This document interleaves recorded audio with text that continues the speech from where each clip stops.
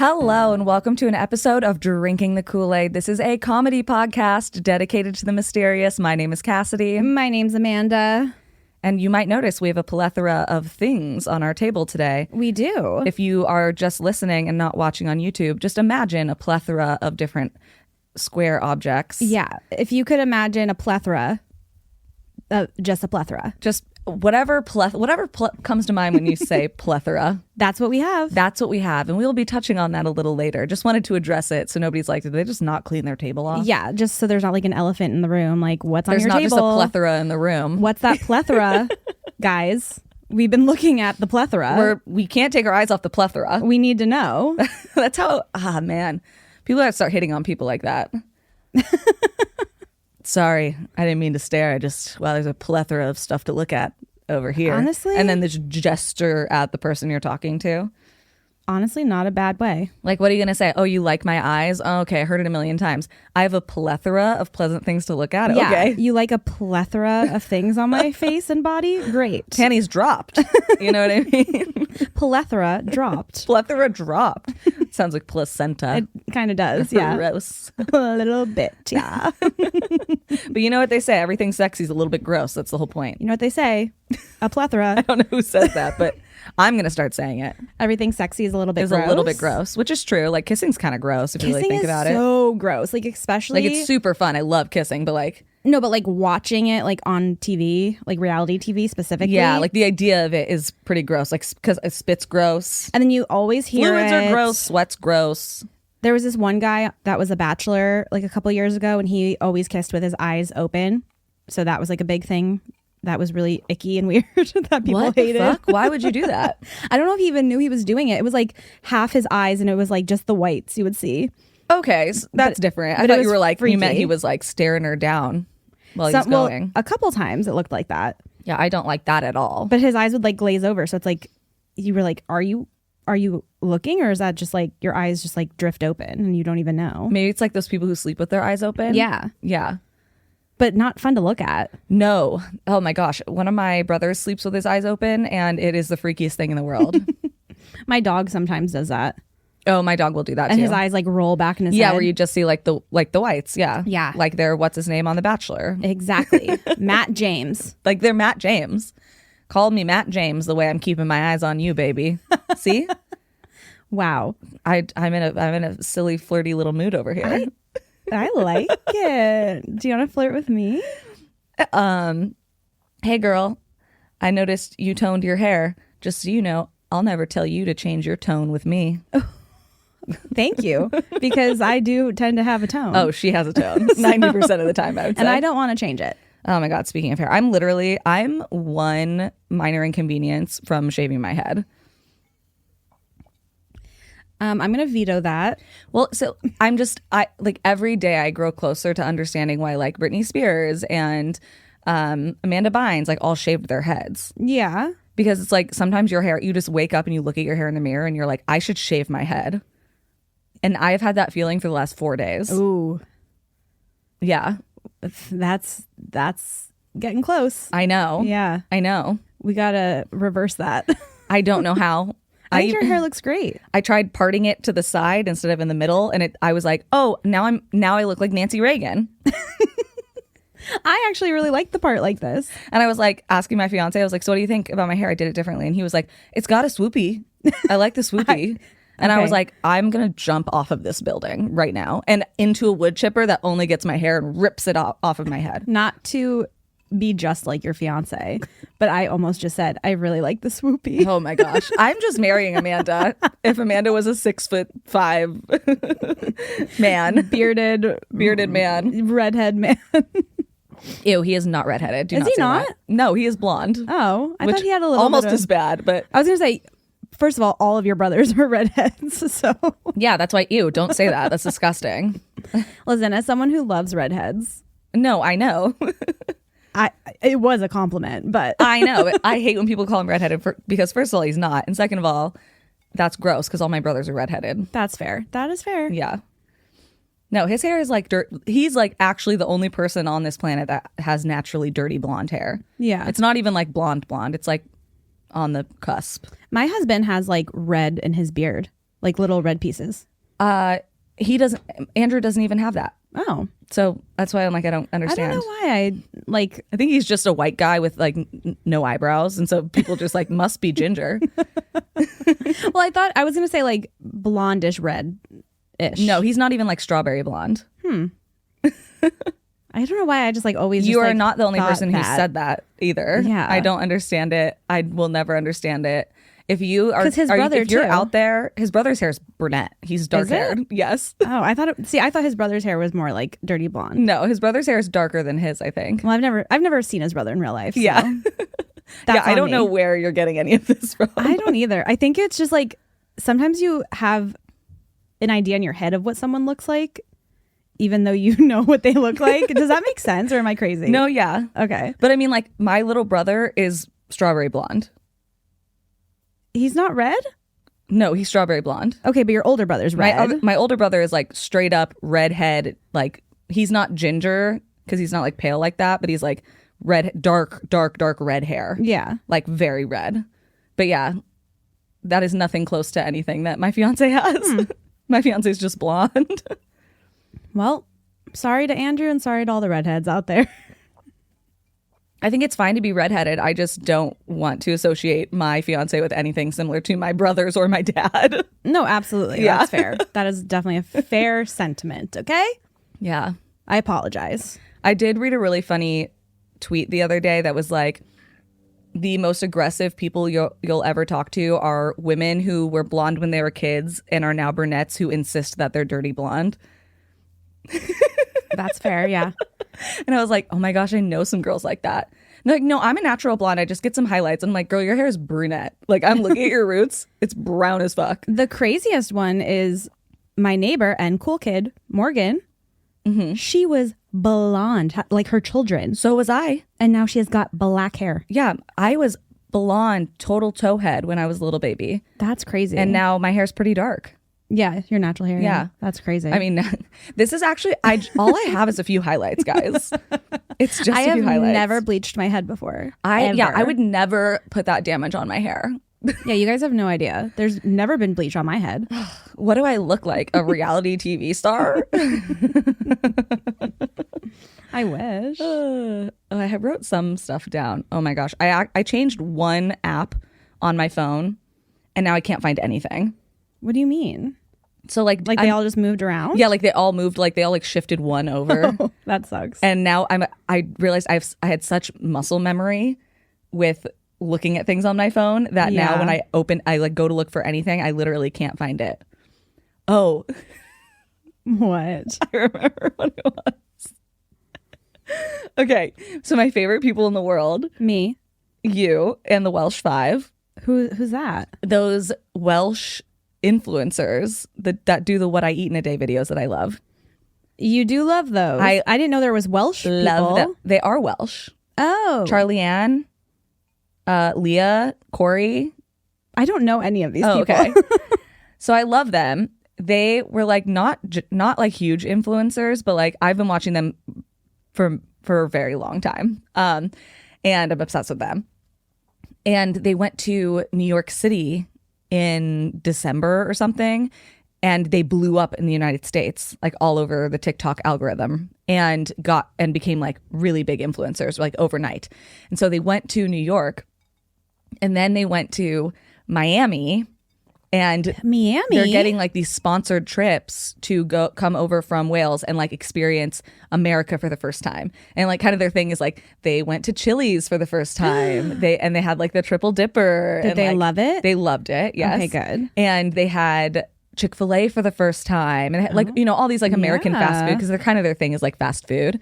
And that's my thing too. They went to some fancy restaurants too, but like also, I don't know, if you're somebody who's watching from Nebraska, isn't it more fun to like have them try Del Taco, or like not Del Taco isn't available in Nebraska, but like have them try like Chick-fil-A, something you could actually try. Like if they go to some fancy restaurant in New York, like you're never gonna. No, exactly. Like if it's only local to New York. Yeah, you're like, oh, that's cool because I like we them. need but something also that it's universal to everyone. Exactly. Yeah. And like, because some people were like trashing on them, like, oh, you went to New York and like all you ate was they had their first Chipotle, right? Like stuff like that. Oh. But I love them. Once again, this is no hate. I literally love them. And so they we're going to Vegas. Well, one of them, so two of them are a couple. They're engaged. Okay. And that is Leah and Corey. Okay. They're engaged. They're like high school sweethearts. And they're all like in their mid to late 20s now. So like they're adults. They announced that they were having a baby, but they had already booked this trip to Vegas, which I'm like, oh, poor Leah. That does suck. Because Vegas is not a pregnancy friendly place to be. No. How are you supposed to get a big ass fucking slushy drink and walk on the even streets? Just being in the casino, like you can't be in the casino around all the cigarette smoke. So it's like that's literally why I'm like, please do not be pregnant for my wedding, because we're going to be in casinos literally 24/7. Like that whole weekend, you're just going to have to like sit in the room. No, that's fair. Yeah, like it would suck. Yeah. For you and for me, because you wouldn't be in any of the pictures or anything. And also just have fun. But so they have this trip planned, so they're going either way, whatever. And they get like flown out. It's like hotels.com or something is like their sponsor. But they go, and the last thing they posted was them on the plane. Tell me they disappeared. No. Haven't posted anything else from Vegas besides like one or two Instagram stories of them like at a pool. So they've posted after the plane. But just like Instagram stories at like the pool, but no TikToks, which TikTok is their full-time job. All of them, this is their full-time job. They're full-time influencers. Nothing. And everybody is realizing that they probably didn't get the proper visa because technically they're there for work. Yeah. It's not like just a trip for fun. They're getting paid to be there. And they've been in America, and especially now after the Trump thing, right? Like they're cracking down about that kind of stuff, that they might not be allowed to post legally because they might not have the right visa to be in America. Like they might not have a work visa. Couldn't post? Yeah, because that's their job. It's the same thing. Like there was this girl who came to America to do like an OF, like an OnlyFans thing. And she got like in huge trouble because she came here on a travel visa, but she should have come on a work visa because she was doing work. Yeah. Yeah. Like it would be like if we were doing live shows and we went to Europe or Australia or whatever, we would have to apply for work visas because we were there to work. Yes, we might be traveling and like doing fun stuff too, but we're not tourists. We're there to work. We're there to make money. Mm-hmm. But like, I heard about this. There was a girl who got banned from the United States for like 15 years because she just came to America and was like, yep, I'm just here for vacation. But she ended up filming a bunch of OnlyFans content, like porn content with some other American creator. And they found out about it and she like got deported and banned because she was technically here working. Once again, people should just be able to go wherever they want. I'm sorry. I stand by that. Go wherever the fuck crazy, you want. though? I don't care. Like, that's crazy. But like the internet, like especially with the internet stuff, it's not like she came and worked at like Arby's and is like stealing taxes from the American people. You know what I mean? Yeah, like they're doing internet stuff. Yeah, like the internet's everywhere. Grow up. It's just so, isn't that so crazy? But yeah, so everyone's wondering. And then one of them, I think his name is Luan. Or Leon or whatever. It's like a Welsh name that I have only ever read. And when they say it so fast and they have accents and I know I'm saying it wrong. But he posted on his Instagram like, hey, everybody's fine. Like just the black page. Like, hey, everybody's fine. Like, yeah, they didn't get like disappeared. Okay. Like everybody's fine. There's something going on. We can't exactly explain it yet. Like, and he kind of almost worded it like it might be something exciting that they couldn't like reveal. But what I really think happened was that their visas were wrong. Or like they didn't fill out the proper visas. They're like, stay tuned. Yeah. Well, and so I'm like, okay, well, once they get back to the UK, back to Wales, they'll probably post all that content and be like, yeah, we technically couldn't post it while we were in America. But then I wonder if they'll be like banned from America. That'd be crazy. Yeah. Because, I mean, they're coming in and they're buying up fucking Chipotle and Chick-fil-A. Oh, yeah. They're spending tons of money. And also, like, promoting stuff. Promoting America. Yeah, literally. Yeah, I love the drama surrounding it. Let me know if any of you guys are into the Welsh Five. And of course, there's tons of people making videos being like, where are the Welsh Five? What are they up to? You know, once again, this is why TikTok is just so important and should never be banned. Apparently, it's going to get banned again. No, just stop. Enough. It's going to come back. It always comes back. Well, but I mean, we'll see. Vine didn't come back. R.I.P. Yeah.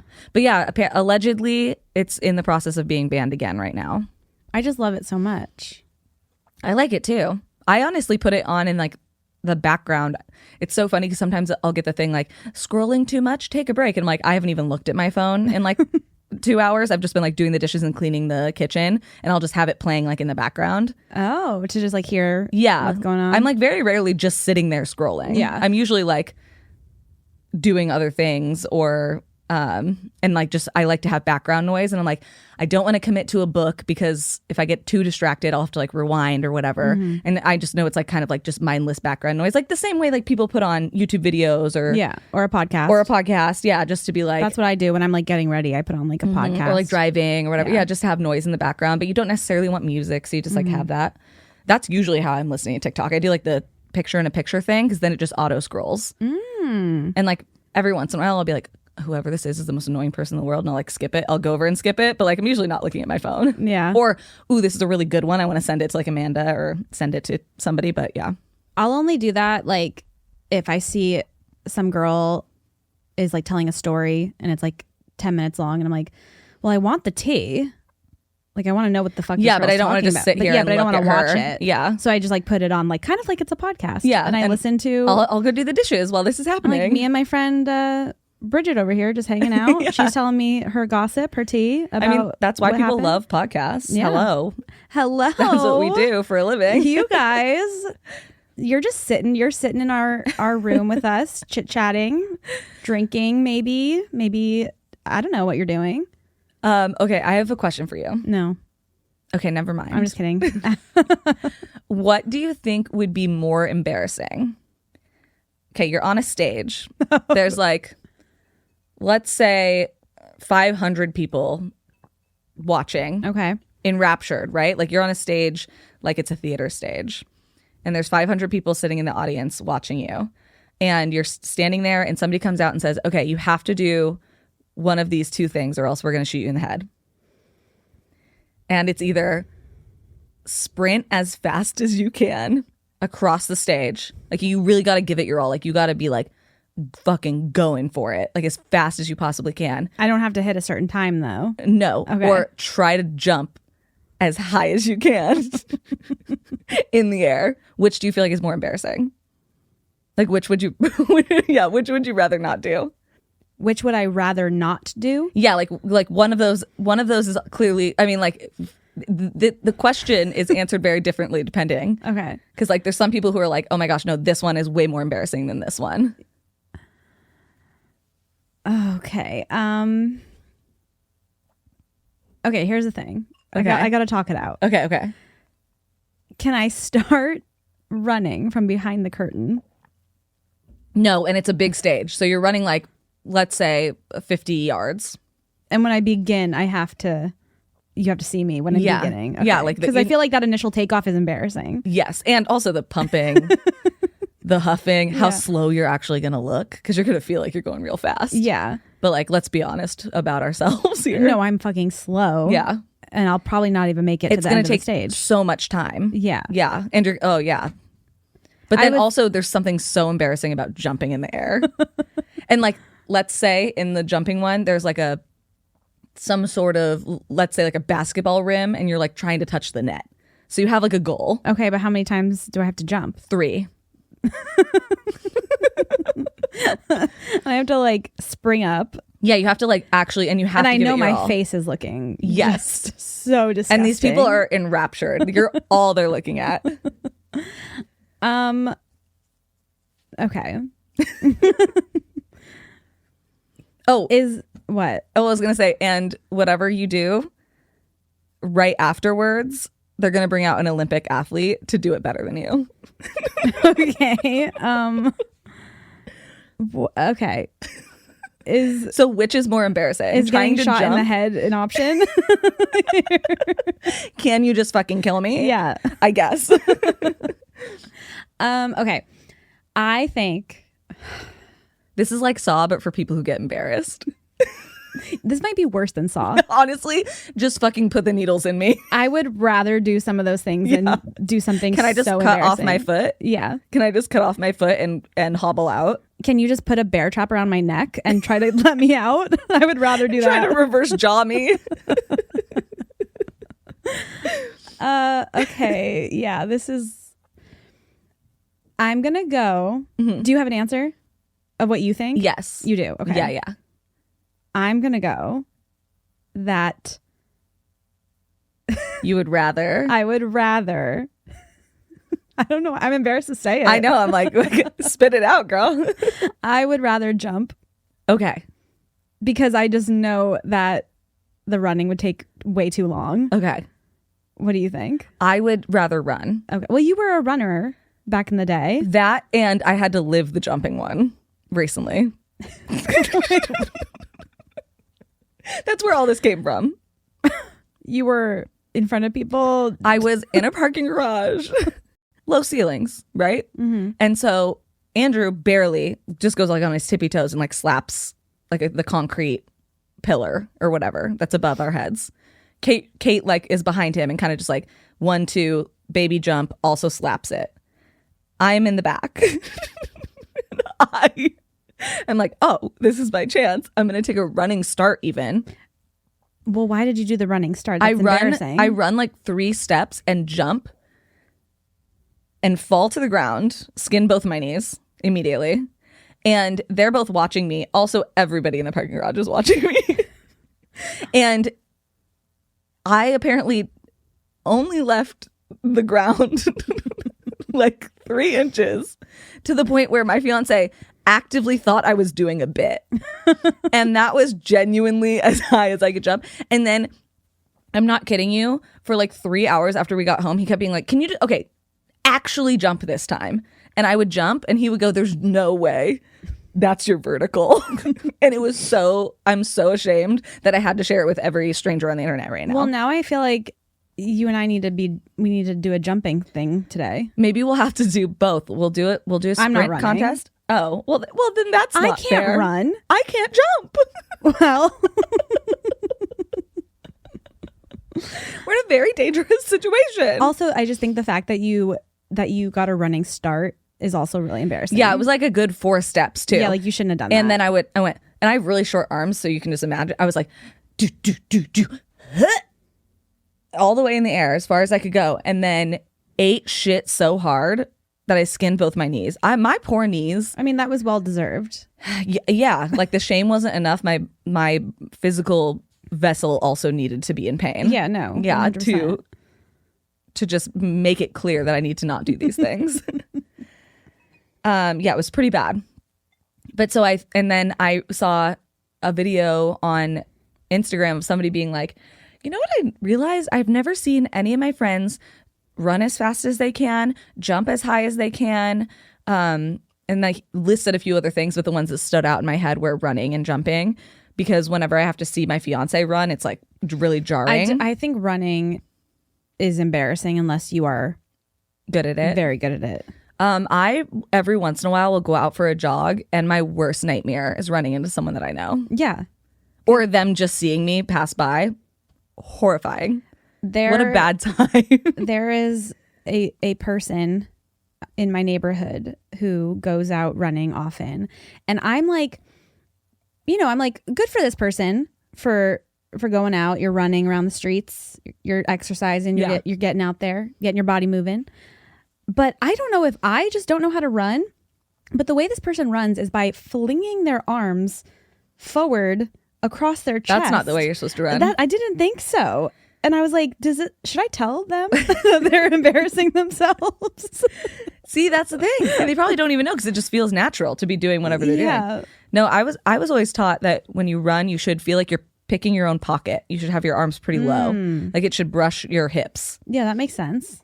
And your feet should go, especially if you're going a long distance. If you're sprinting, it's all toes. But if you're going like a far distance, try to focus on heel toe, heel toe, heel toe, heel toe. I'm also, my feet go out like a duck. So do my fiance's. So when I run, it's very embarrassing. Okay. See, I'm pigeon-toed. I'm the opposite. My feet cross like this. That's why the toes, like the big toe of all of my shoes are dirty because they always run into each other. Oh. Yeah. But my grandpa used to always tell me that the only people who are pigeon-toed are professional athletes and princesses. And he was right. And which one are you? No comment. Know what I am? I'm a natural blonde. Which one's the lie? 2 truths and a lie? 2 truths and a lie. Or 3 lies? It might have just been 3 lies. Well, on that note, let's talk about some people who would never lie to us. I swear to God, if you guys lie to us, we're gonna call Tom Cruise. You're done. I'm gonna make you run across this stage. We're gonna saw trap you so hard. So I'd like to welcome our new cool kids. These are people who joined our Patreon this week, and we are so excited to have you. So welcome to Rachel S. Hello, Rachel. Welcome to Maddie R. Hello, Maddie. Welcome to Joel. Hi, Joel. Welcome to Morgan B. Hello, Morgan. Welcome to Maddie A. Oh, another Maddie. 2 Maddies. Spelt differently, though, for the record. Wow. And welcome to Aurora C. Hello, Aurora. And speaking of princesses. And many of these people might have joined because we have some really fun stuff coming up on Patreon. We have a lot of fun stuff in general coming up, but we have which we will get into probably next week. We'll do some we have some fun announcements coming next week that we are very excited to share with you guys, and we are horrible secret keepers. So we really are. Yeah. It's been rough keeping fun things from you guys, but we did want to say welcome, and we also wanted to say we have 2 very fun new projects coming up on Patreon. We do. First of all, if you'd like to pick up one of our squares in our plethora. First of all, this is a rectangle. More of a rectangle. Well, know your shapes. All rectangles are squares, but all squares are rectangles. Is that what it is? I don't know.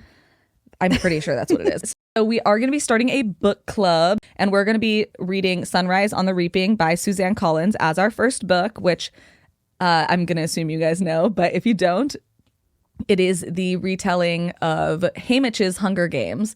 We are big Hunger Games fans. Amanda actually agreed to read this book with us. Going forward, it might be because I've read the other ones. I was going to say it might be touch and go whether or not she includes herself in future book club readings. I'm here with our listeners, okay? But get on Patreon. We're going to be starting this in the next week, and we're really excited about it. So make sure you do that. And then Amanda has a fun little project that she is starting. This is her brainchild. Well, sort of. It's my cousin, who is a new listener. She was the one who ultimately gave me the idea, and I just thought it was such a great idea. So if you guys have ever heard of Flat Stanley, I don't know, maybe people haven't heard of it if they're in other countries. But it's basically an idea where there is this item, a doll or whatever, and you send it around to different people. And when you receive the item, you take a picture of it in a cool place or whatever. Maybe take it on vacation. And then you write like a little blurb about where you are with the object in the photo, and then you send it off to someone else. So we are going to do something like that. And it's going to be with a haunted item. It's going to be with a haunted object. She is in this box. She is. That is on our table. If you would like to see what is in this box, we will be opening it once again on Patreon. So go check that out. And if you are interested in being involved in either the book club or this kind of Flat Stanley-esque project that we want to do, which I think will be really fun. It's going to be really fun. Make sure you get on Patreon and check that out. That is specific to our cool kids, and we are just so excited to do more interactive stuff with you. We have so much stuff upcoming that you guys are just going to love. I'm really excited about it. Once again, like, we are such yappers and blabbers. It is so hard to keep anything to myself. So we're also, just so you know, if you're not on Patreon, we are also going to be doing more stuff for our free listeners as well. Yes, we also have more stuff that will be coming out on Spotify and Apple Podcasts. We just, once again, we'll be announcing that soon. It'll be soon. There's more content and more fun stuff to look forward to, no matter how you listen, no matter how much you are able to contribute or be involved. We love all of our listeners, and we're just so stoked that we get to continue growing. Yeah, so we get to give you guys more content. Yeah, which is absolutely. just so fun. Yeah. So before we get started, I know that we have a fun little birthday shout out. Oh, we do. Did you see it up on my screen? Yeah. Well, no, I screenshotted it myself last night because I was like, oh, I got to remember this. It's from one of our cool kids. Yes. So one of our cool kids, Steph, she sent us a message and wants us to give a very, very happy birthday shout out to their BFF, Emma, who we know as Baconator with Cheese, who we talk to very often. We love Emma. Yes. Happy birthday, Emma. Happy birthday. We love you. Long time cool kid and listener. Long time. Yeah. Yes. Like one of the OGs. Yes. Even. Yes. Yeah. So happy birthday. We love you and we love Steph. And I love that Steph just said, she's my absolute favorite human and deserves everything good in this world, which... That is how you should talk about your BFF. That absolutely is. But yeah, thank you guys so much. If you would like to join our Patreon, you can do that at patreon.com/drinkingthekool-aid. That is most of the reason we get to continue doing this podcast. Big time. And we just want to say thank you to all of our listeners. And if you can't afford to be a Patreon, but want to support the podcast, leave us a 5-star review on Spotify, Apple Podcasts, Pocket Casts, wherever you listen. And either way, we're just happy you're here. So thank you guys so much for supporting us, and we look forward to all of the new stuff that's coming out. We're so excited. Hello. Welcome back. Are you going to teach me something or what? Maybe, perhaps. Are you going to be a good student? No. God, no. I promise I won't fall asleep, though. That's really all I can ask for. Yeah. Yeah. Don't be on your phone. Don't fall asleep. You can glaze over all you need. Perfect. There you go. That's literally what will happen. Sold. Okay, so today I'm going to be talking about David Hahn, who is also known as the Radioactive Boy Scout. Okay. Yeah. So I actually accidentally stumbled back upon this story when I was looking up stuff for a completely different story. And I was like, wait, this is actually, how have we never covered this? Yeah. So I decided to do it. Perfect. I'm excited. Yeah, right? This is a kind of a weird one. My sources today were a Harper's Magazine article by Ken Silverstein, which was a whole breakdown of David himself and kind of the whole situation. WorldNuclearNews.com, an article by and that was just by their staff. An article on Ars Technica by Cyrus Farivar. And of course, Wikipedia. Our best friend. We might need a shirt that literally says, and of course, Wikipedia. Wikipedia. Yeah. And then on the back, it just says, go support. donate. Go Yeah, donate. Go donate. Because we love them. And I do donate. They get me. I'll have 2 glasses of wine and I'll be like, I do need you in my life, Wikipedia. Some people text their ex, I donate to Wikipedia. No, same. Which is probably way healthier. Absolutely. For real, yeah. Love you, Wikipedia. Love you. You're not our toxic ex. Do you ever want to have a threesome? PSA? Oh. I was going to say, I will do a PSA for Wikipedia for free. I mean, I basically do every single week. So true. All right. So David Charles Hahn was born on October 30th, 1976 in Royal Oak, Michigan, which is somewhere I've been a billion times. Nice. It is just outside of Detroit. And his childhood was a little chaotic. So his father, Ken Hahn, was a mechanical engineer, but his mother, Patty Hahn, suffered from alcoholism and was eventually diagnosed with depression and schizophrenia. And because of those diagnoses paired with her alcoholism, she did end up in a mental hospital when David was just 4 years old. Oh, shit. This ended up causing the end of the marriage between Ken and Patty. And when the divorce was finalized, Ken was awarded full custody of David, obviously, because she was struggling with her own battles. Yeah. A few years later, Ken did remarry, and they lived mainly with David's stepmother and his new stepsister. Eventually, there was a split custody agreement. Once Patty got back on her feet, she was able to have David a few days a week. But for the majority of his time, he was with Ken and his new stepmother. So what started all of this hoopla that's about to take place in this story. Would you even say maybe a plethora of hoopla? There's a plethora of things that are about to happen in this story. I would say there's a plethora of things that are about to take place here. Perfect. And many people point to a specific time in David's life that spurred these moments on. And that is when David's step-grandfather gifted him a book. Okay. Wow. That's not what I thought you were going to say. Okay. But I'm very glad that's what you said. Would you think I was going to say something traumatic? Yes. Yeah. No. His step-grandfather gave him this book. His name was John Sims, was the step-grandfather. And he gave him a book called The Golden Book of Chemistry Experiments. Great. And he encouraged David's interest in chemistry and in science and told him, this is a great way to expand your knowledge, learn about the periodic table, and, you know, do things and become a great man the way that you would like to.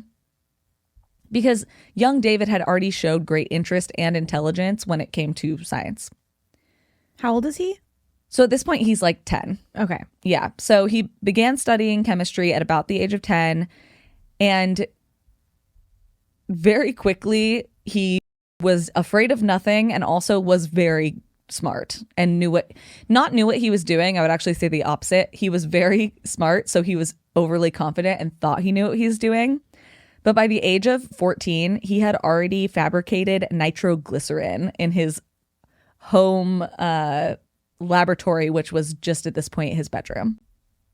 Wow. I couldn't relate more to somebody. Yeah, right?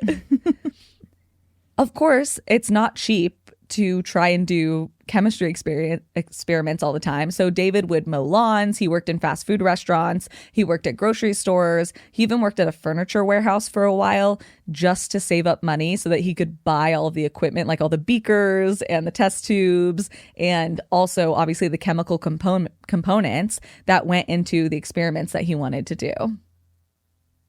Yeah. So he became more and more bold in his experiments, and his parents at first let him do all of his experiments in his room, but the loud explosions and the damage to the walls of his room, which were marked by fire and chemicals, the carpet was all torn up because he was constantly doing these experiments. At one point, his dad said he went in there and he saw that David had been blown back from whatever he was working on, and his eyebrows were smoking. Oh, no. They were like, okay, dude, you got to go down to the basement. And then it was still so disruptive. They ended up giving him like a big shed in the backyard to do all of his experiments in. They were like, you're going to blow up the house. Oh, like I said, he was so confident because he was so smart. And we've seen this before. And we've all known someone like this. They're so smart that they think they can't ever be wrong. Mm-hmm. And so they take risks that they shouldn't because they're like, well, no, I'm so smart. I know what I'm doing. I'm never going to get hurt. Yeah. Right. And so he did things like once he got moved out into the shed in the backyard, he accidentally created chloroform. And in the book that he was reading, they had told him like, oh, sniff it and it'll like make you high. And instead he accidentally made himself pass out for more than an hour, like dead cold. And he woke up like in a sweat, like confused. Well, we know what chloroform is used for. Yes. These days.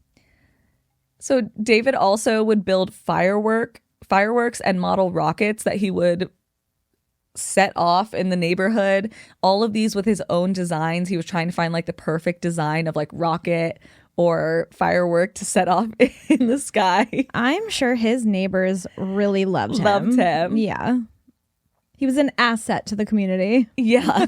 Well, he was so smart, and his dad like didn't want to like squelch his curiosity and his intelligence, but he also like wanted him to have a little bit of direction in his life. Can you put him in like a science camp? So Ken actually enlisted him in the Boy Scouts. Okay. So that he would have direction and he would have other older men and also colleagues who could maybe be like, hey man, like let's have a little community here. Yeah. Right.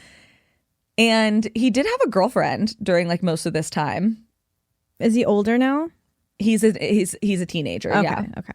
But yeah, I thought it was funny. I'm like, this is like the underage version of like having your kid join the military to figure out their life. Like, time to join the Boy Scouts. Yeah, literally.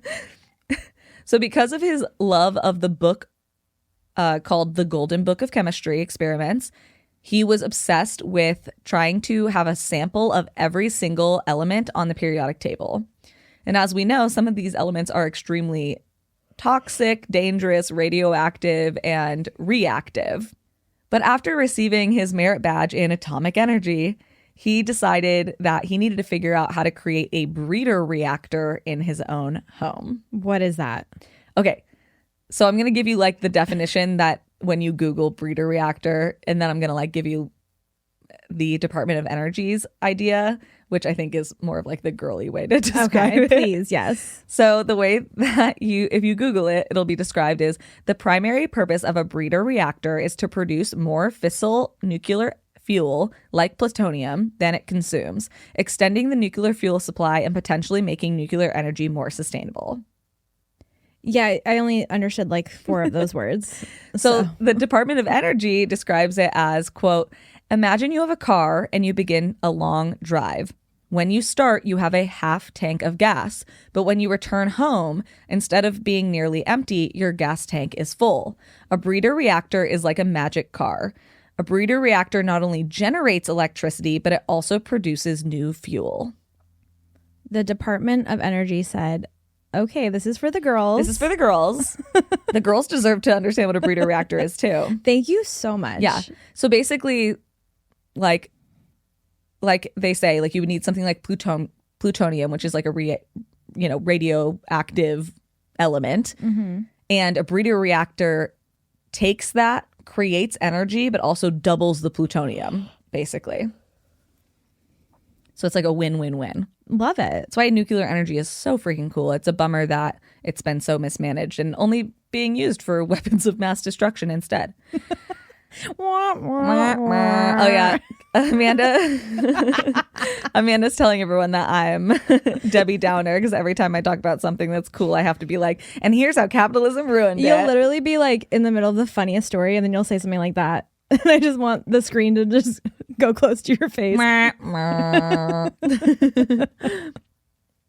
So mind you, at this point, he's like 16 or 17. Okay? Like that's where we're at. And we're in the 90s. So he's been like doing this for a while. Yes. He's not new to the game. No, and he's clearly very smart. Yeah. And also extremely motivated. He like wants to get done and he wants to do this stuff.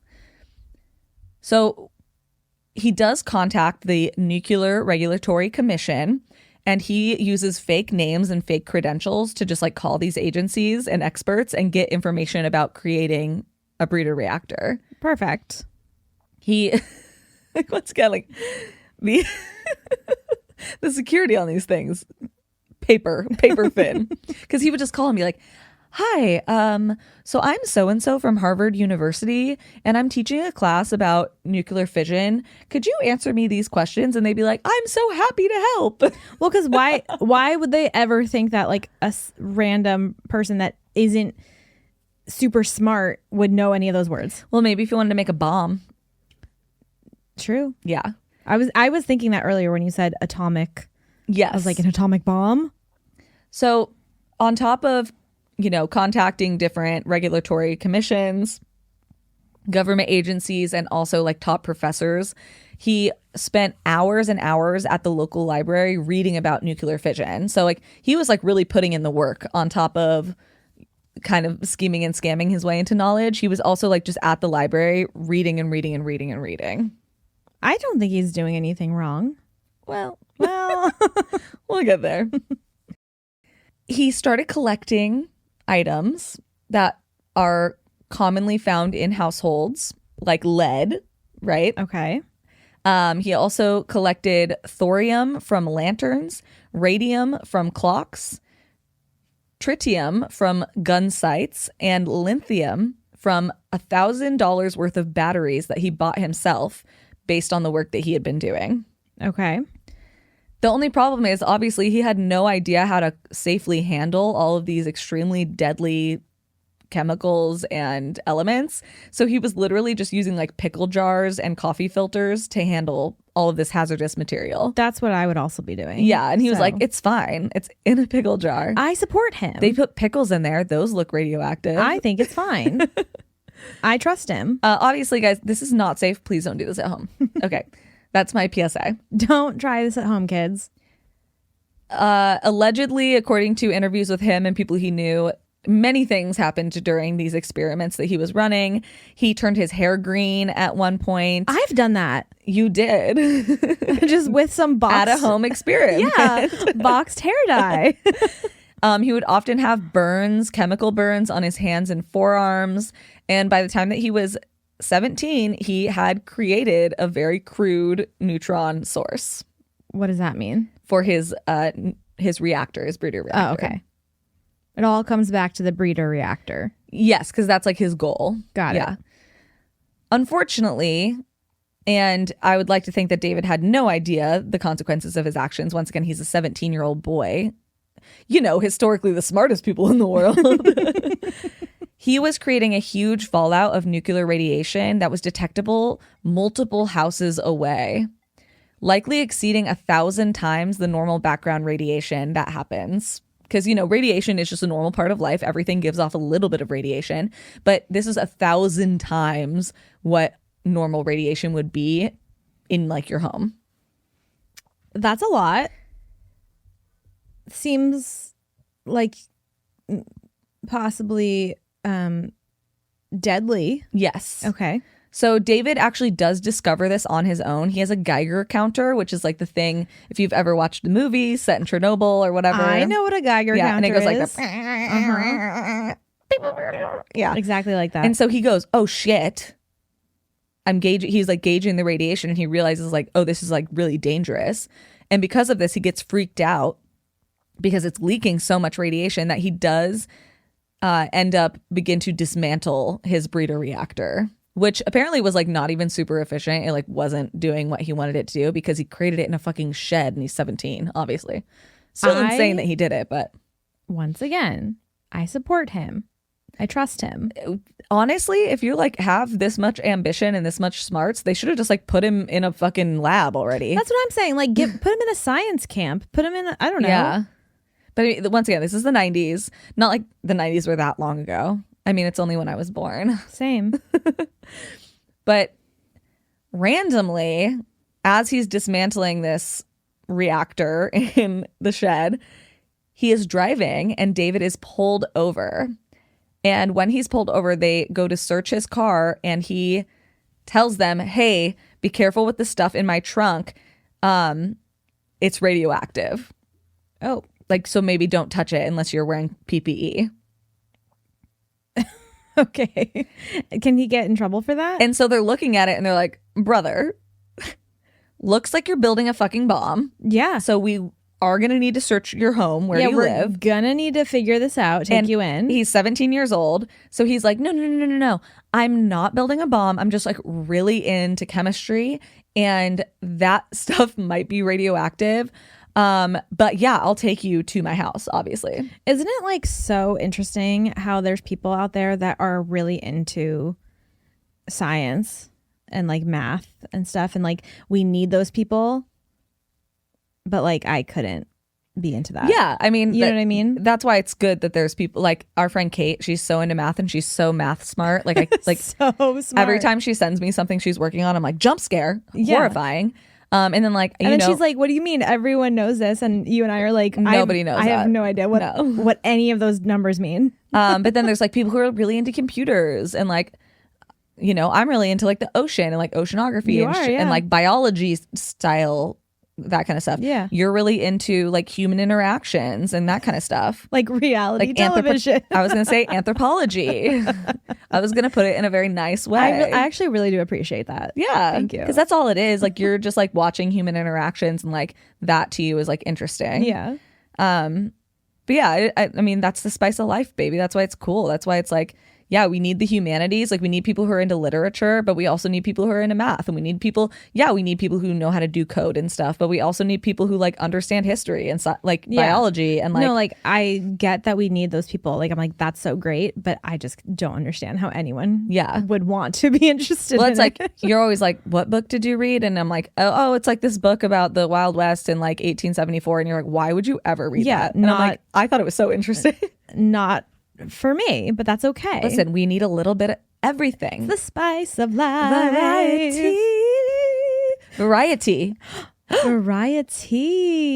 I'm trademarking that. It's probably already a thing. For sure. For sure it's a thing. So back to David. So David is like, yes, I'll show you my house. The authorities go to his house. They get to his shed and they're like, okay, this is spooky ooky. Ooh, spooky ooky. And the police contact federal authorities, and the Environmental Protection Agency does come to the house on June 26th, 1995. After they enter the shed, they immediately close the property and say that it is a Superfund hazardous materials cleanup site now, because there was a partially dismantled nuclear reactor there. They probably didn't even know what it was. Well, I mean, the EPA did. Oh. Not the cops. That's why they called the EPA. Got it. So obviously they're like, okay, brother, we need to take you to the hospital. We need to make sure you haven't been exposed to like toxic amounts of radioactive material. And he was like, absolutely not. I literally won't do this. And they were like, okay, well, like, can you at least tell us like what protection you were using? And he was like, coffee filters, bitch. What? And they're like, yeah, you need to go to the hospital. And he's like, I absolutely won't. So same with his family, I guess. It was kind of confusing how involved his dad and stepmom were in like the investigation. But as far as I could tell, they also didn't get like investigated for health issues.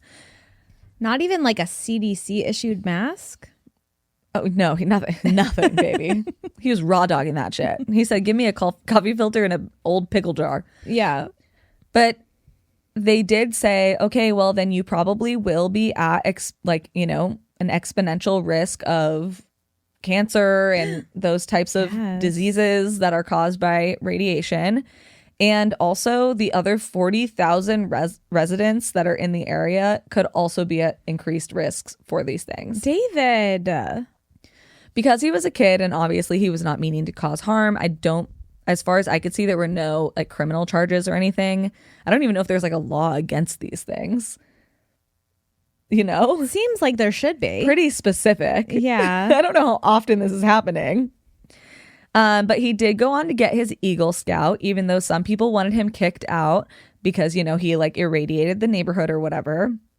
I mean, he definitely was the smartest Boy Scout in the troop. Yeah, absolutely. So he deserved it. He was literally trying to build this to like have it be like his project for his Eagle Scout recognition. Oh, wow. But the scare and the setback kind of did send him wandering as a person. He tried to go to college and it didn't really go very well. David's mother did unfortunately end up completing suicide the following year in the home that she shared with her new partner, Michael. I couldn't find the exact date on that, but obviously it was the year after all of this kind of came out. Oh, shit. And now he was full-time with his dad from his mom's house. His longtime girlfriend also broke up with him. She was like 2 years older than him, so I think she was just like in college and, you know. She was like, my younger boyfriend is smarter than me. Can't handle that. Meh. She was actually really nice in all the interviews I read. She said he was like a very nice but very strange kid. As for David himself, he told Harper's Magazine, quote, I was very emotional as a kid, and those experiments, they gave me a way to get away from that. They gave me some respect. He did end up enlisting in the Navy after he was not doing so well in college. He was assigned to the nuclear-powered aircraft carrier USS Enterprise. And after 4 years at the Enterprise, he did achieve the Interior Communications Specialist with a rank of Petty Officer of 3rd class. Wow. After his tenure there, he enlisted in the Marine Corps and was stationed in North Carolina. And after a few years, he once again achieved the rank of Lance Corporal. But unfortunately, shortly after returning from a rotation in Japan, he was honorably discharged on medical grounds because he was diagnosed with paranoid schizophrenia, just like his mother, and was returned to Michigan. In 2007, he was investigated by the FBI for potentially possessing nuclear materials, which he denied. And the FBI investigation did say that there were no terrorist threats. Obviously, this is like post 9/11. He was trying to promote a book that he was writing, and overall, he was just acting very erratic. A witness told the FBI that David was abusing cocaine, alcohol, and other drugs, and also not taking his prescribed medication for his paranoid schizophrenia. Later the same year, he was arrested for stealing smoke detectors because he was trying to extract a material that was inside of them. Okay. This does lead to a very sad end, which is on September 27th, 2016, at the age of 39, David Hahn died in his hometown of Shelby Carter Township, Michigan, in the bathroom of a Walmart. Originally, people, of course, assumed that it was from radiation or cancer, but the truth is actually much sadder than that. His death was ruled an accidental overdose from a combination of alcohol, fentanyl, and diphenhydramine. And the medical examiner's report indicated that his blood alcohol concentration was 0.400.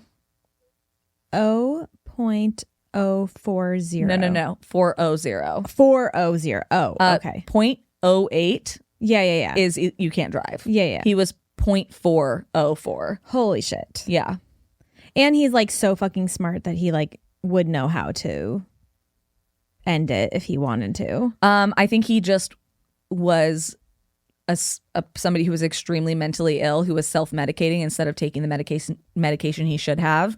And as we know, people who are of higher intelligence, they do have higher rates of addiction and overdose, because when your brain is working all of the fucking time, you just want it to shut up so bad, right?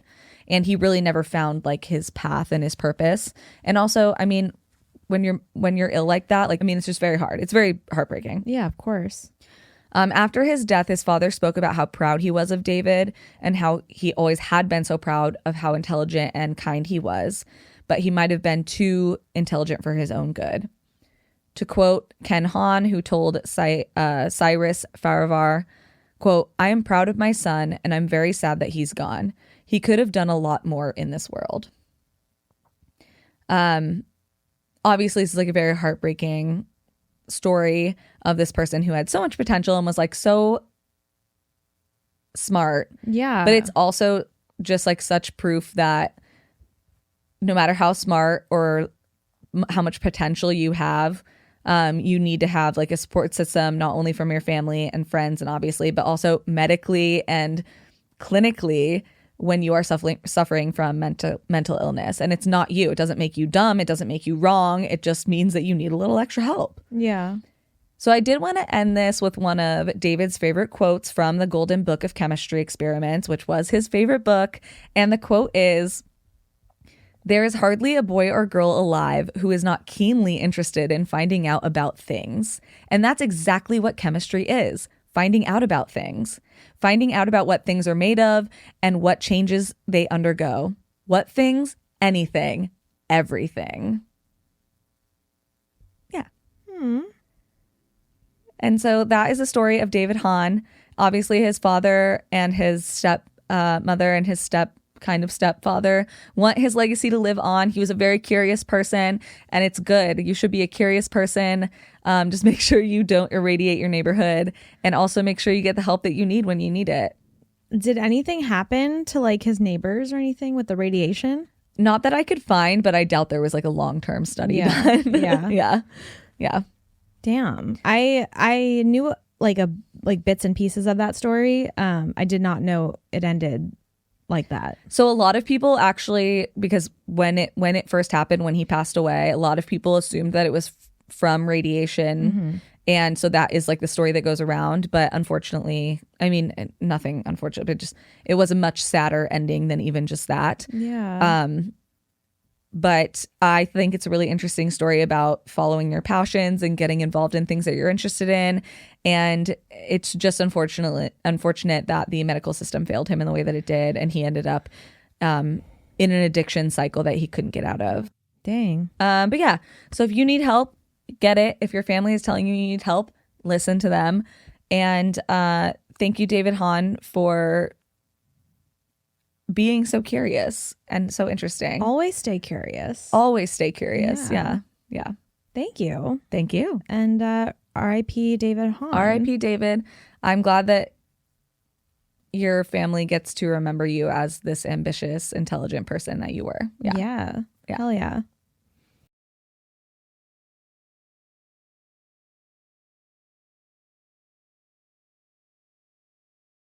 It's a baby. Okay, I gotta get my shit together for this because this is a lot of stuff. Okie dokie. I need to stop saying okie dokie, I think. We need to. What else can I say? I need something different. I feel like I say that every. Ready, Freddy? All right, let's try that. That's what my mom used to always say when we were kids. Like if we were ready to go to school or ready to go in the car or whatever. I'm going to try it. Yeah? You ready? Okay, go. You ready, Freddie? Yes, Daphne. Okay, that felt right. I liked it. So today we're going to talk about a cult. Okay. I feel like it's been a little while since It has, had a cult. And today's cult is the conscious development of body, mind, and soul. Okay. My sources were an article on dmagazine.com by George Rodriguez, the LA Times by Pauline Arrillaga, Texas Monthly by Peter Elkind, TrueNoirStories.com. Oh, okay. And of course, Wikipedia. Wow, you didn't say it with me. I was a little... Oh, and of course Wikipedia. Thank you. Go donate. Once again, Wikipedia, if you need a PSA, we'll do it for free. Literally, we will do it for free. We'll actually donate more to you for us to do it. All right, we're going to dive in.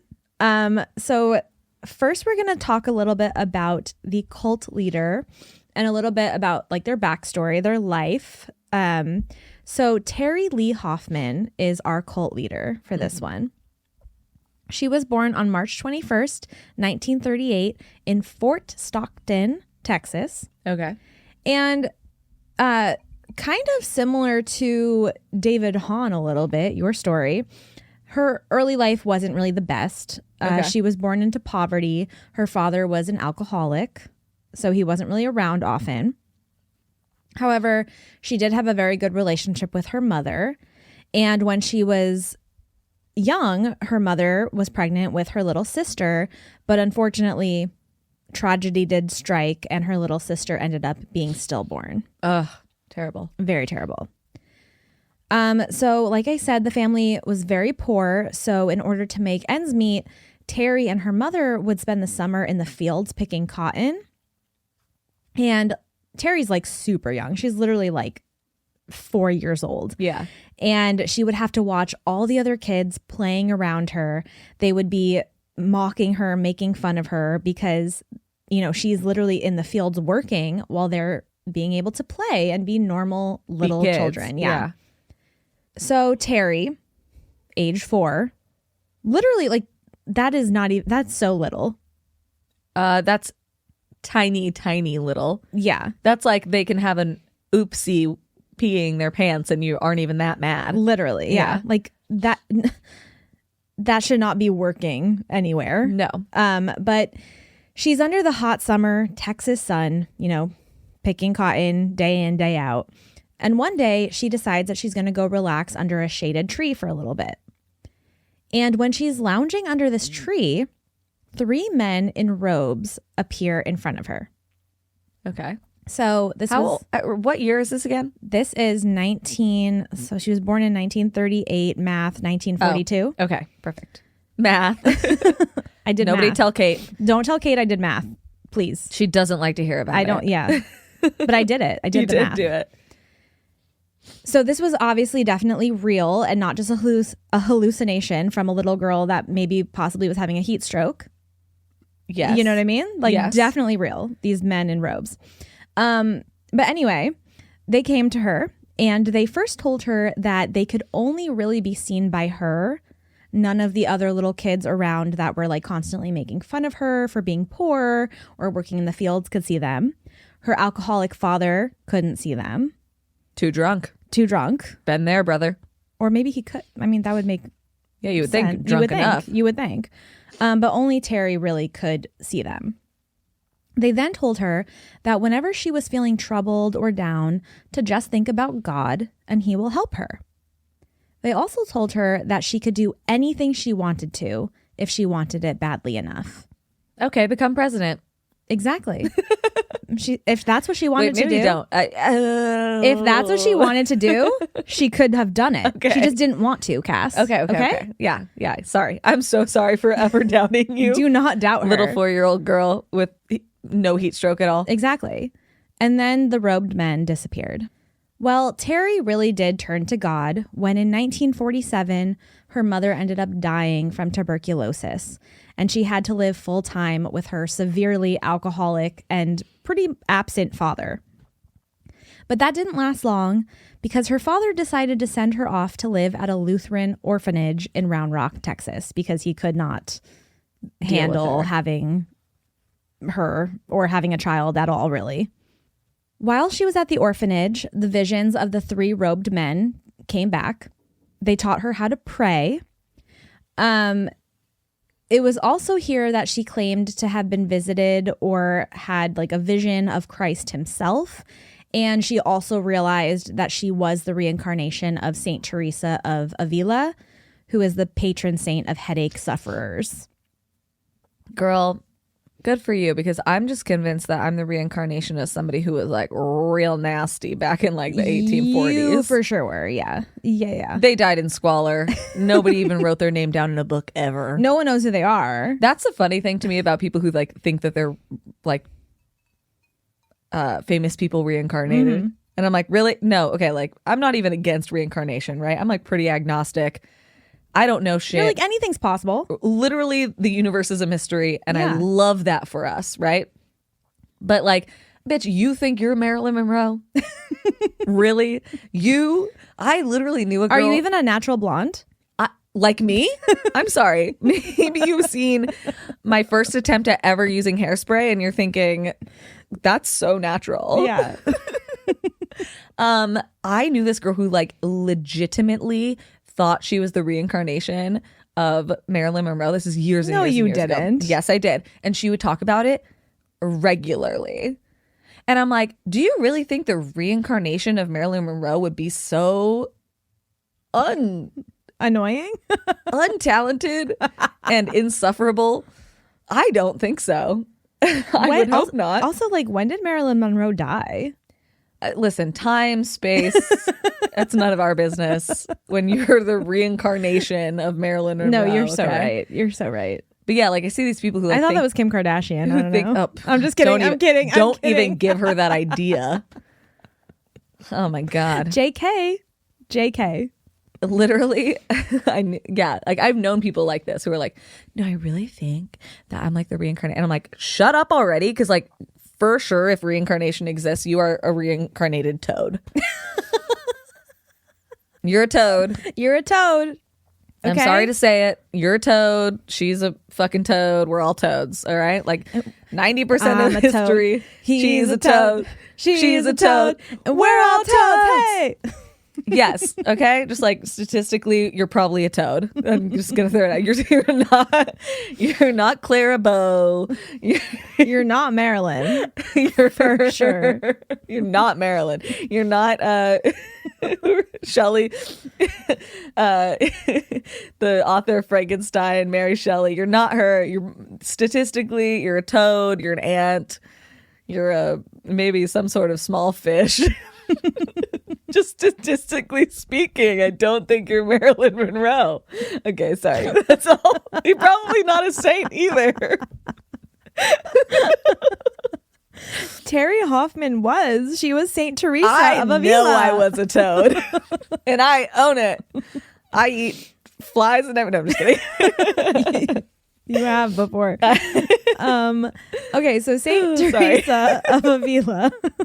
Okay, so Terri, like I said, 100% the reincarnation of Saint Teresa of Avila. I'm sorry I ever questioned you. Yeah, don't question her. Who Saint Teresa, she was a spiritual mystic type of woman herself back in the day who also had visions of Christ. So like naturally she is her. Okay. And keep in mind, all of this is happening when Terri is at the super mature age of 9.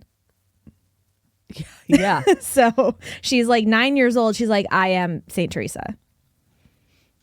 2 years later, when Terri was 11, she got adopted by a nice Dallas couple who had actually lost their daughter to tuberculosis, just like Terri's mom, because that was all the rage back then. It's the thing to do. And Terri was renamed Terri Lee Benson.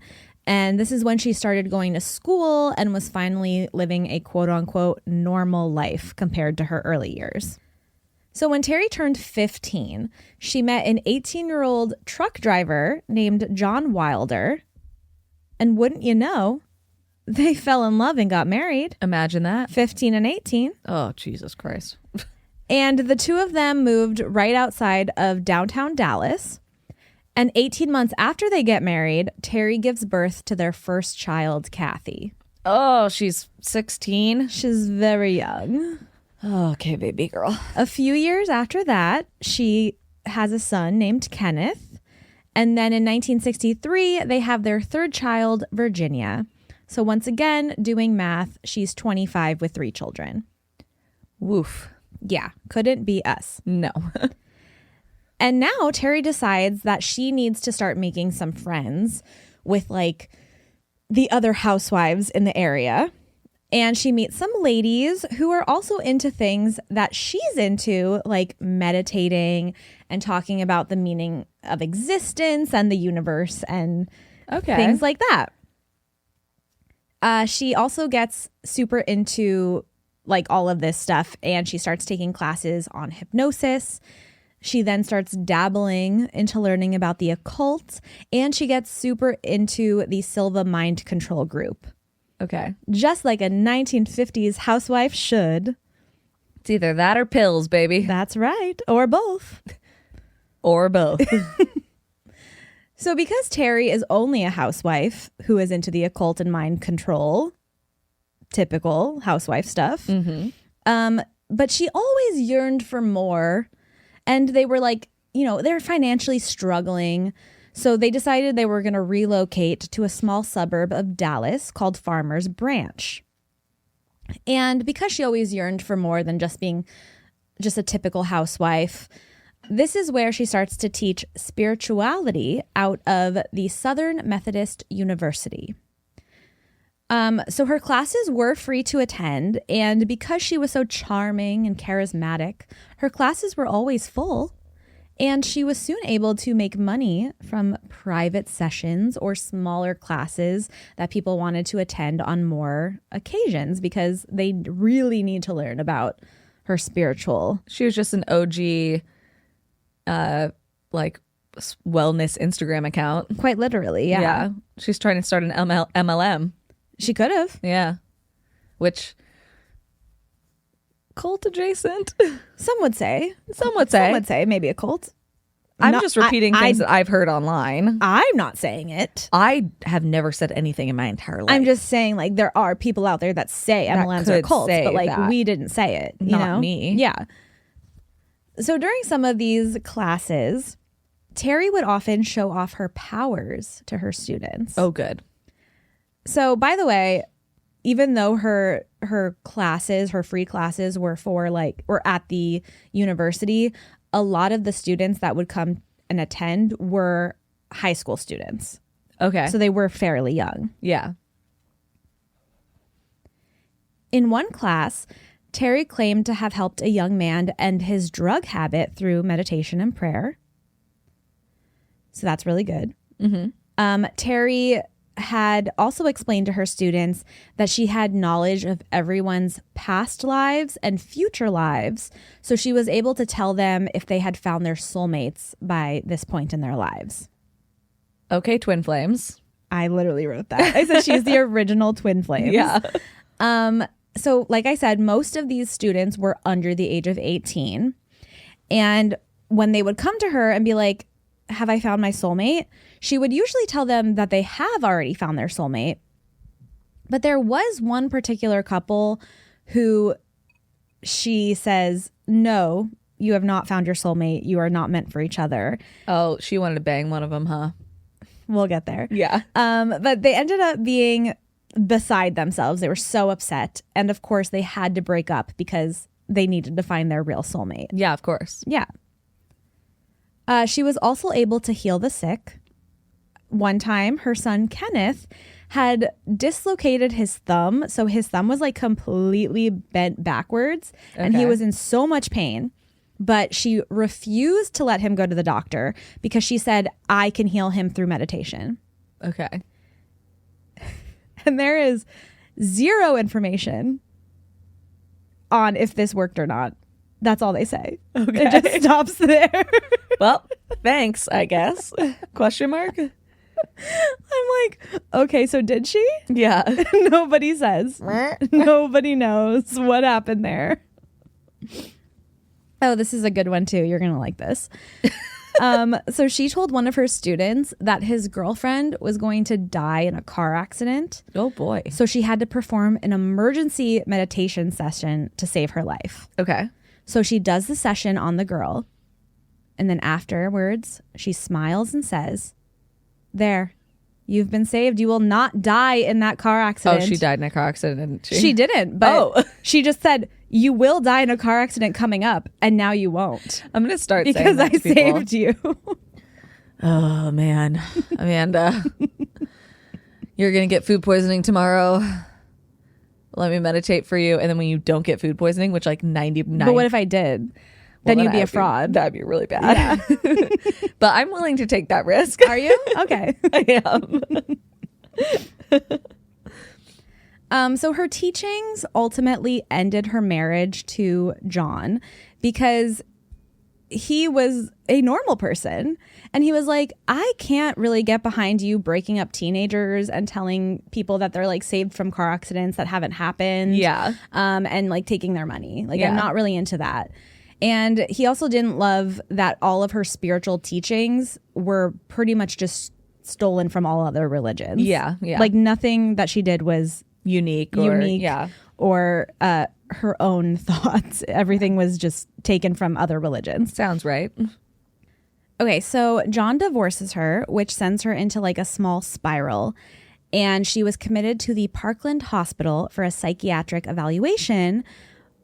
But when she comes out, she tells people that they got divorced because John was impeding her spiritual growth. Oh, so actually this was her idea. Yeah, correct. Yeah. And then she immediately starts her movement, the conscious development of body, mind, and soul. Mm-hmm.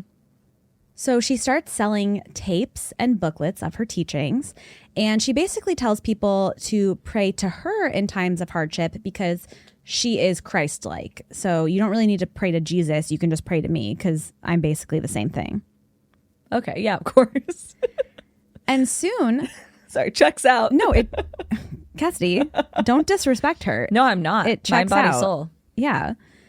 And soon, Terri and the conscious development of body, mind, and soul had hundreds of followers. At this point, her family is completely falling apart, but her business was just getting started. So, like, really, it's a come up. Yeah, business is booming, baby. That's right. And this is when things start to get really crazy. So as the group and her followers started to grow, Terri appoints 40 men and women to be quote unquote teachers in the conscious development. So basically what the teachers are doing is that they were selected as essentially an elite group of followers from the spiritual masters. Okay. And they were basically put on this earth to fight against evil forces that Terri said were called the Black Lords. Okay. So the thing is that the Black Lords can only be fought in the spiritual realms and not in the physical world. So the teachers group were selected because they're like worthy enough to go on and battle these Black Lords. And Terri was the one that was able to guide the teachers through the spiritual realm to battle and kill the Black Lords. Does that make sense? Got it. Yes. Yeah. Yeah. It's very video game coded, so I can figure that out. Very much is, Yeah. yes. So they would meet once a week and they would have these meetings where they would fight and kill the Black Lords in the spiritual realm. So these people would be running around a room with weapons, and Terri would be like up on a podium, basically telling them where to point their weapons. And then at the end, she would say things like, "Great job, guys. We got so many Black Lords today."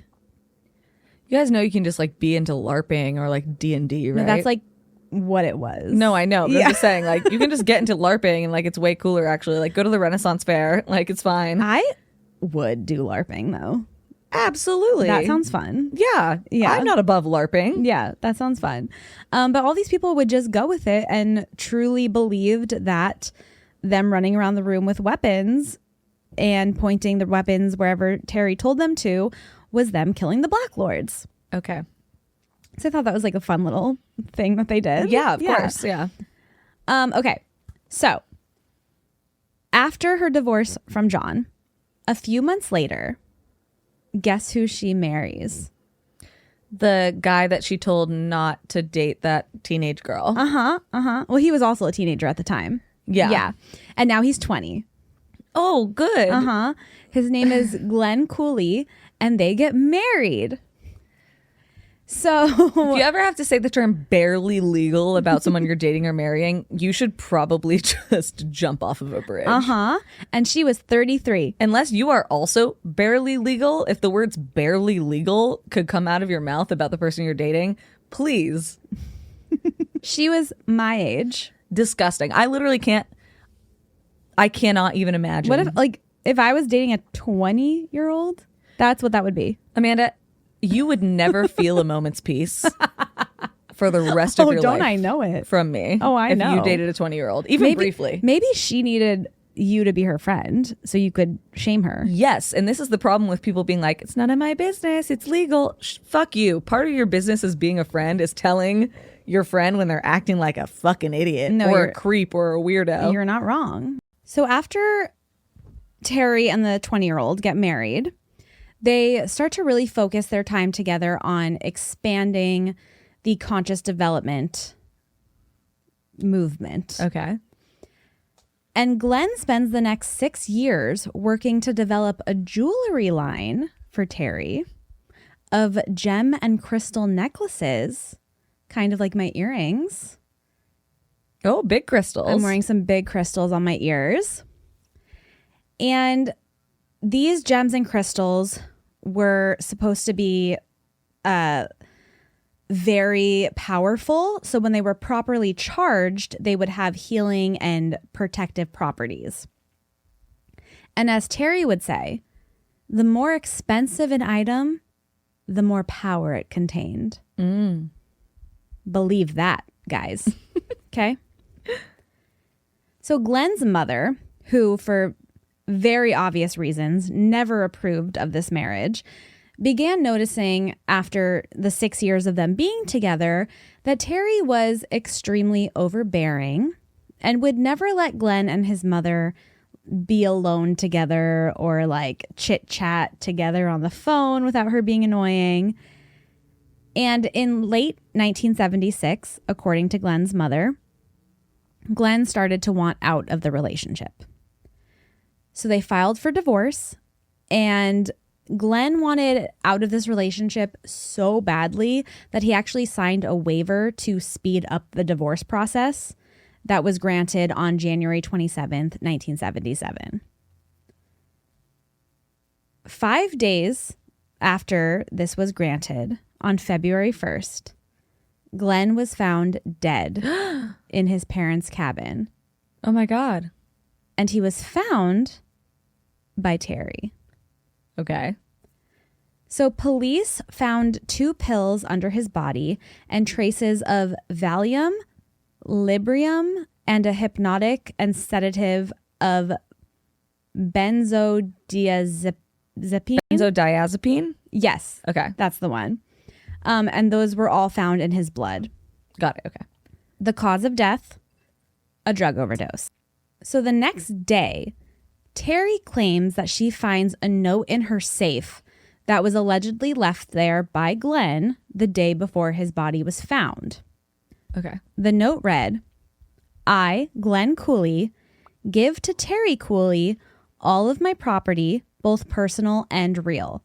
This includes 2 boats, a 1972 Buick Limited, all jewelry and equipment for its making, all furnishings for the house on Dunhaven Road, and all cash. I ask that this last will of mine not be contested by anyone in any way for any reason. Last but not least, I give all of my love to all of my family and friends. As an explanation for all of this, I can't really tell you what it is, but I can say what it's not because of. It's not because of this divorce with Terri, or past drug experiences, or the inability to cope. What it is, I myself know, but I don't have the words for. Got it. Okay. So although Glenn's family was like very suspicious of his whole death and everything that kind of came after it, the police really had no reason to think anything was out of the ordinary. They were like, yeah, this is a drug overdose, and he left. Happens. He had a will and he left everything to his wife. Yeah. It is what it is. Yeah. So after Glenn's death, the Black Lords started working overtime. And they were putting their evil powers out against each of Terri's followers. And this is when Terri conceives a new practice called bloodletting, which happens when the Black Lords have poisoned your blood. Not a new process, but new for her cult. Well, yes. It was new to them and she created it, okay? Well, I'm just saying bloodletting is was a very popular medical thing for very many years. Once again, she stole things from everyone else. Yeah, yeah. So as a former member described it, we needed to have our bloodletting, taken out of ourselves to drain the poison out. Another member got several syringes and just sterilized them and took blood out of whoever they felt needed to have their blood let. A little vial, as much as if you went to the doctor to get your blood tested. At least they weren't using slugs and stuff. That's true. Yeah. Yeah. And this is when one of Terri's most loyal and richest followers, Sandy Cleaver, comes into the picture. So Sandy was super involved in Terri's practice, and she even divorced her husband, Chuck, because he was blocking her spiritual development. Like, gotta go. Do you, girl? Yeah. Chuck and Sandy, they had a daughter named Devereaux, and Chuck granted Sandy custody of their daughter at the time of the divorce because Devereaux was 7, and he had seen how much like Sandy was involved in this movement, and he truly believed like, okay, Sandy really believes in reincarnation, and he thinks that there's a possibility that she would rather Devereaux die and be reincarnated than allow her to live with him. Okay. So he was like, I'm just going to let her have custody because I don't want anything to happen to my daughter. But in 1978, when Devereaux is 14, Sandy has just been getting more and more engrossed and tangled up into Terri and the conscious development. And Devereaux she's 14. She's an angsty teenager. She's pretty normal. She's kind of like embarrassed about her mom being in this movement because she's like, this is kind of weird. But Sandy comes to believe that she is possessed by the Black Lords. And Terri's like, yes, that's absolutely what's happening. Your daughter is possessed. So one day, Sandy tells Devereaux that they're going on vacation to Hawaii. And on February 25th, 1979, Sandy and Devereaux go out on this inflatable raft in a lagoon. And this lagoon was known for being like super calm, shallow water. But allegedly, they drifted out too far. Waves came in, knocked them off the raft. Sandy was luckily rescued, but Devereaux's body was recovered hours later from the water, and she was not quite as lucky. The cause of death? Accidental drowning. Yeah.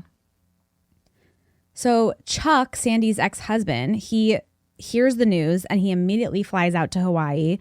But while he's on the way there, he receives a call stating that Devereaux, who is 14 years old, had left a will stating that her $125,000 trust fund belonged to Terri, who was like a second mother to her. Okay. Why would a 14-year-old have a will? No. Yeah, absolutely. They wouldn't. After Devereaux's death, Sandy, she had completely isolated herself from like all of her family, all of her friends, and she pretty much gave everything she owned and possessed in this world to Terri. Okay. She was like, you can just have everything. Like, I dedicate my life to you. She also took out a $300,000 life insurance policy on herself that was payable to Terri. So later that year, Sandy and her housekeeper, Louise, they end up, Sandy's like, hey, I need to go to Colorado and check out this like land that Terri and her new husband, Don, had just bought in the mountains. You're coming with me. And Louise is like, okay, whatever, fine. It's actually in Cripple Creek, which you covered. Yes. Yes. So they go to Colorado, they head to the mountains, and the day after they arrive, Sandy drives them both off a 450-foot cliff. Oh, my goodness. And both women die. I have nightmares about driving off of cliffs like all the time. Yeah. Yeah. So Terri was awarded the $300,000 life insurance policy that Sandy had taken out on herself, and she cashed that shit in pretty quickly. Yeah, I would imagine. And somehow, both Sandy and Louise, the housekeeper's wills, both stated that all of their possessions would go to Terri. Louise, the housekeeper, didn't even really know Terri. Yeah, and was not a part of like the movement or whatever. No. Another woman, Robin Ostat, she was an avid follower of Terri's. She actually was a key witness for Terri because since Sandy's death was so mysterious, they did do like they brought her to court, and Robin was a witness for Terri being like, no, there's no way she would have done anything like this. And one day, Robin calls her ex-husband and she tells him she had contracted an incurable form of hepatitis that she got from a banana peel. Okay. And her ex is like, what the fuck are you talking about? I've never heard of something like that. Please go see a doctor and do like blood work. So she finally agrees to that. And allegedly, right after her doctor's appointment, she goes and visits with Terri for several hours. And then she goes home and shoots herself in the head. Okay. And guess what? What? Her will left everything to Terri. Makes sense, yeah. Another follower named Charles Southern Jr. seemingly disappeared from his home. When his family called the police and was like, our family member is missing, go to his home, they found two barely legible notes inside that both seemed to mention Terri and name her executor of his estate. And he was never seen or heard from again. Okay. Don Hoffman, who he and his wife were both followers of Terri, his wife was named Alice. They ended up getting a divorce in 1980, and he immediately married Terri. Of course, yeah. In 1988, he checks himself into a hotel room and completes suicide by overdosing because he claimed to have a terminal inoperable cancer, and he refused to do chemotherapy. He, too, left all of his property to Terri, And his autopsy later confirmed that he did not have cancer at all. Low-key, like, you know how you watch those shows like Supernatural or whatever, and you're like, there's this demon that's like sucking the life out of people or like makes people kill themselves. Like, that's what this feels like. It kind of is. Yeah. Yeah. And I'm going to show you a picture of her after this, and you're going to be like, really? So then there's the Goodmans, David and Glenda. They were both also followers of Terri. They actually found each other through the conscious development movement, and they believed they were soulmates because that's what Terri told them. So once again, twin flames. So as they, you know, together began to further themselves into the movement and get closer to Terri, they also began to isolate themselves from everyone they knew. They even cut off their own family members and their own children. And throughout the time that they were in the movement, Terri would give them mysterious capsules that were allegedly filled with a white powder that they would use during their meditations. And then they would proceed to give Terri elaborate gifts, including a car and a 2-bedroom house. Okay. In January of 1990, Glenda and David Goodman were found shot to death in their Lake Highlands home. They had been dead for over a month before their bodies were found, and their cause of death, double suicide. So the Goodman's death was actually like the one that finally got the Dallas district attorney to open an investigation into Terri Hoffman, because they started to realize, oh, this is like a pattern with her followers. And there's like all these mysterious deaths that are all connected to her and the conscious development movement. So the prosecutor, Cecil Emerson, he admitted that while he was investigating the deaths, the interviews that he did with some of Terri's followers had left him convinced that she did have hypnotic powers, but the evidence just didn't translate into a grand jury proceeding. Yeah. So there was like nothing that could be done. Yeah. Multiple family members of the victims tried to pursue lawsuits against Terri because most people believed that she was definitely responsible for most, if not all, of the deaths, in the sense that she convinced them through hypnotism and mind control to kill themselves, or in Sandy's case, to also kill her daughter and her housekeeper. In October of 1991, Terri filed for bankruptcy, which she was indicted with fraud charges for the bankruptcy. She was convicted of 10 counts of fraud, but only served 1 year in prison before she was acquitted. She was never charged for any of the people's deaths, and she died on October 31st, 2015. I mean, how would you even convict her, like put her on trial? You know what I mean? So I don't know, but like, I feel like the fact that every single person that died had a will stating all of their possessions went to her could somehow be traced back to her doing something. No? That's crazy. I don't know. If you have people who just are obsessed with you and want to kill themselves and also give you their shit, that's not illegal. Especially with her first husband. I think she forged documents. I feel like hypnotizing people, because I think she did all, personally, in my opinion, I think she did all of these things. I think she has forged documents for people. I think she has maybe helped people in some of these deaths, like physically done stuff. And I think she's used hypnotism to coerce people into either killing themselves or killing other people. Like, I think she did the problem is all that's unprovable. I know. It's just so fucking, it pisses me off so much. Yeah, because like if there was more evidence, we would know about it. Yeah. And now she's dead anyway. And now she's dead. Yeah. But there's literally... Because she wasn't a god. She was just a person, just like anybody else. Yeah, she was not any of these things. She was a fucking liar. She was a scam artist. And she literally, like, such a horrible human being that she, in my opinion, what I think is that she coerced people. Well, she's not going to sue you. She's dead. That's true. I don't care either way. But she coerced people into killing themselves and leaving all of their possessions to her. Like, this woman...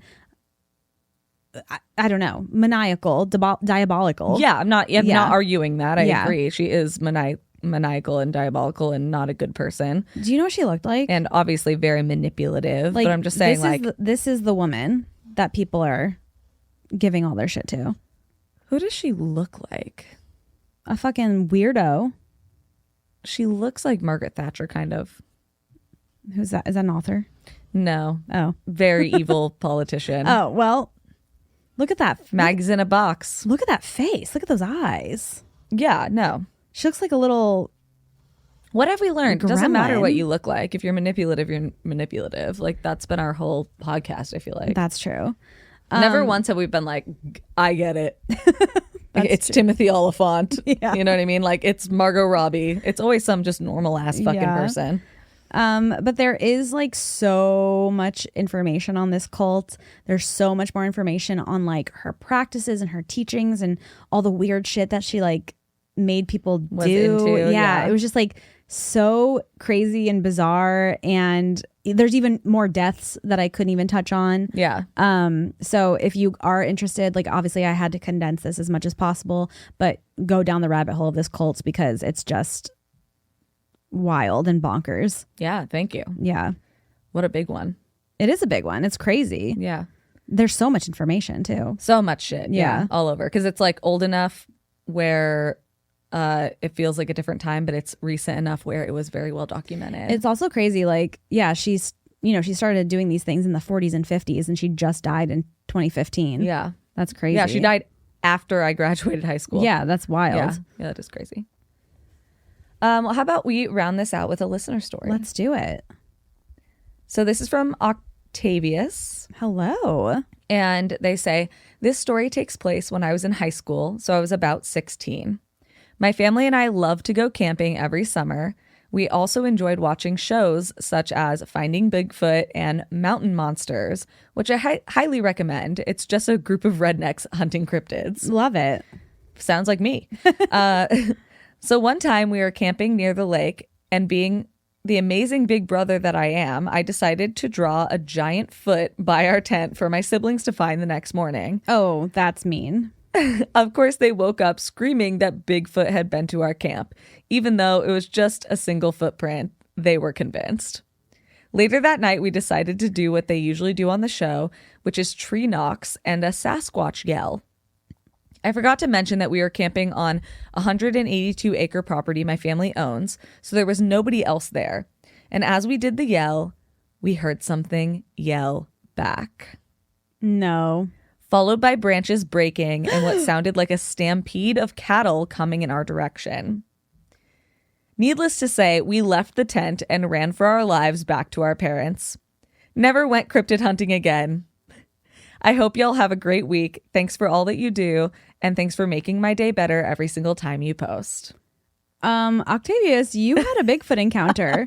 Absolutely, and that's what you get for trying to be an asshole and be like, make a fake one, and then he's like, And oh, then- you want to fake it? Yeah, and then real Bigfoot's like, Here I come, "Oh, bitch. You opened a can of worms. Yeah, here I come. And here I am. You're welcome. Yeah. And I don't blame him. He's got to, sometimes you got to pop out and show, you know what I mean? Yeah. Yeah. Show up and show out. Certified boogeyman. Oh, I love Bigfoot stories. I love Bigfoot. If you have a Bigfoot story, please send it to us at dtkpod.com/contact. Octavius is actually a cool kid, which is why their story got bumped up, which is something that we do. If you are a cool kid, make sure you send it on Patreon and we'll bump you closer to the top. But yeah, if you have a story you would like to share with us, you can do that at dtkpod.com/support. If you want to join our Patreon, you can do that at the same website or at patreon.com/drinkingthekool-aid. And if you haven't yet, please leave us a 5-star review. I know it sounds silly, but it does make a huge difference. If you listen on Spotify, leave it on Spotify, and on Apple Podcasts. If you listen on Apple Podcasts, leave it on Apple Podcasts and on Spotify. You see what I'm doing here? See what I'm doing here? It's so easy. I feel like if people are listening when they're sleeping, they'll just hear that over and over and over. And leave it on. And leave it on Spotify. And leave it on here. And leave it on Apple Wherever Podcasts. you can hit 5 stars, we appreciate you. You can also find our social media and other links for today's story on dtkpod.com. Ooh, maybe I can hypnotize people. And on our Instagram. Amanda's going to start hypnotizing people. Anything can happen. Love our podcast. You. Good night. Good night. You would love to leave 5 stars. Drinking the Kool-Aid is the greatest podcast in the world. Amanda has the most hypnotizing eyes you've ever seen. When she peeps those peepers, you say 5 stars to Drinking the Kool-Aid. Amanda and Cassidy are so beautiful. Cassidy's face, she does have a chin. But seriously, thank you guys so much for listening. We look forward to more announcements and more fun stuff in the future. I'm so It's coming, excited. we promise. But most importantly, make sure you keep that front door locked. Make sure you keep your mind open And keep drinking the Kool-Aid.